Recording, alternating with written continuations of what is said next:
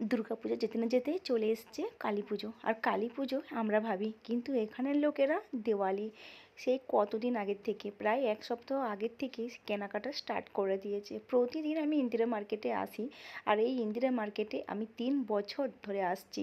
এই কালী পুজোর আগেটা আসতে আমার প্রতিদিন ভালোই লাগে। এত জমজমাট আর এত কিছু বিক্রি হয়, না কিনলেও দেখতে ভালো লাগে আমার। আর আজকে আমি চলে এসেছিলাম কিছু কেনাকাটা করার জন্য। ভাবলাম বাড়ির জন্য কিছু কিনে নিয়ে যাই। তাছাড়াও আজকে ধানতেরাস, আর ধানতেরাসের উপলক্ষে আমি কিছু কিনতে এসেছি।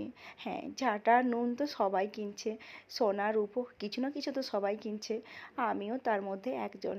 কিছু না কিছু কিনতে এসেছিলাম। তো আমার মনে হলো যে আমার ফ্রেন্ডদের সাথে আমার ইন্দিরা মার্কেটটাকে একটু শেয়ার করে নিই। কবে চলে যায় এখান থেকে কে বলতে পারে, জানি না। যেহেতু এখানে তো বাড়িতে নয়, রেন্টে থাকি। আর এই হলো সেক্টর 18। 18টাকে এত সুন্দর সাজিয়েছে। গিয়েছিলাম মলে, মল থেকে ফেরার পথে দেখছি খুব সুন্দরভাবে সাজিয়েছে। আর আমার বাড়িতে লক্ষ্মী গণেশের পুজো হয়েছে। ছোট্ট একটা জায়গাতে আমি একটু পুজো করেছি, ভাড়া বাড়ি তো ওই যেমন তেমন করে একটু সাজিয়েছিলাম।